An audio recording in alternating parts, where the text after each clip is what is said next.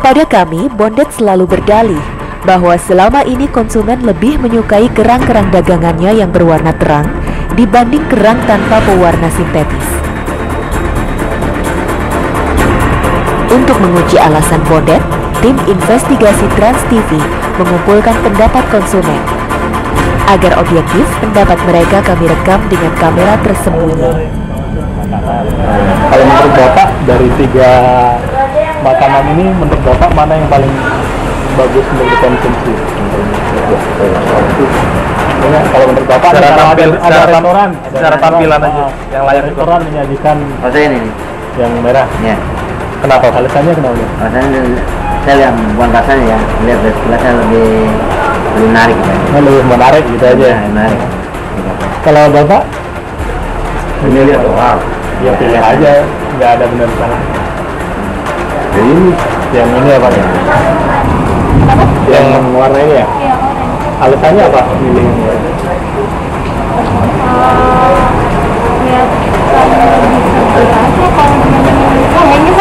Oh, kelihatan lebih segar. Kalau saya ini, nanti kalau tiping-tiping kayak gini belum. Iya. Ketidaktahuan konsumen, inilah yang membuat Bondet terus memproduksi kerang yang dicampur dengan perekat dan pewarna sintetis. Berdasarkan penelusuran yang kami lakukan, penjual kerang dengan sepuan ternyata tidak hanya dilakukan oleh Bondet. Salah seorang penjual kerang pun bahkan berterus terang mengaku menggunakan pewarna sintetis tersebut. Kalau yang dari luar sana gimana?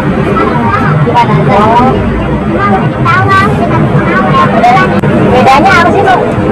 Bedanya apa? Oh, kalau ini masih murni.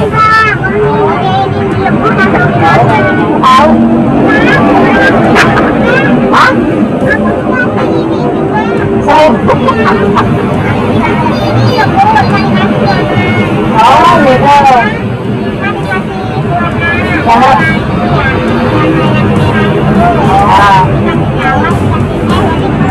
itu yang asli, Bu. Iya.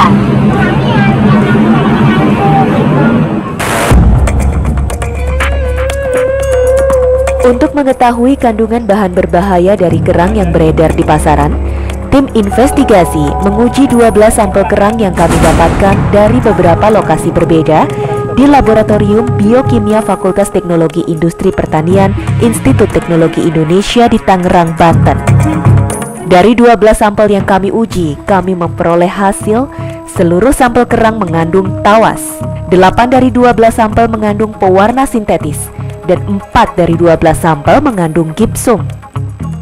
Kerang yang mengandung kadar tawas tinggi lebih kenyal dan liat ketika dipencet, berbeda dengan kerang dengan kandungan tawas sedikit yang langsung hancur ketika dipencet dengan kekuatan yang sama. Bahayanya karena tawas itu adalah logam, ada kalium aluminium sulfat. Logam-logam ini kan memperberat kerja hati.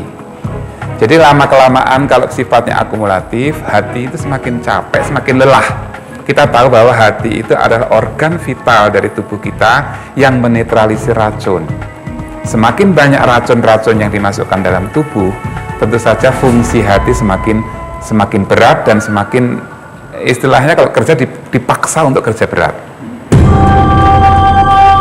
Pada kesehariannya, Bondet selalu menggunakan perekat berbahan lem dan semen.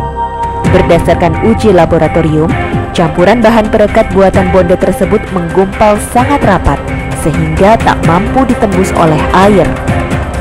Kalau yang ini kelihatannya memang kayak seperti lapisan lilin atau plastik. Biasanya kalau dia larut dalam air, mestinya dia akan nyampur. Ternyata dia tidak bisa seperti lem aja, seperti plastik ya. Jadi ini jelas ini ada bahan tambahan lain yang kalau memang diperkirakan adalah polivinil asetat. Polivinil asetat ini adalah senyawa yang sangat berbahaya, kehirup saja bisa mempengaruhi sel-sel saraf kita. Dalam jangka waktu tertentu mungkin bisa fly, bahkan bisa menimbulkan kematian.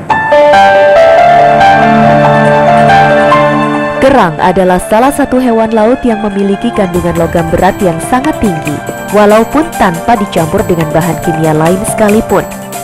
Kandungan logam tersebut bisa diminimalisir dengan cara memasak yang benar. Nah, untuk menetralisir kerang supaya tidak mengandung logam-logam berat yang berbahaya, kerang itu dimasukkan dalam larutan atau dimasukkan dalam air yang di dalamnya ada arang aktif. Arangnya jangan arang bubuk, kita sarankan arang yang bentuknya bongkahan-bongkahan itu. Dengan merendam kerang di dalam arang itu, khususnya arang aktif, maka logam berat itu pindah ke arang aktif. Sehingga kalau kita analisis, kandungan logam beratnya paling tidak berkurang atau bahkan mungkin hilang sama sekali. Bila Anda tak memiliki cukup waktu untuk memasak, Fakultas Teknologi Industri Pangan ITI memiliki tips untuk membedakan kerang alami dan kerang dengan pewarna sintetis. Kerang alami biasanya berwarna pucat,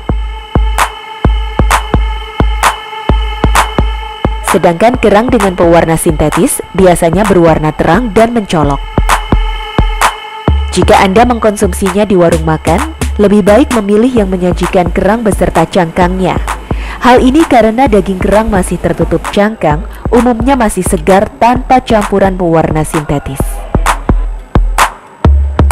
Tim Reportase Investigasi.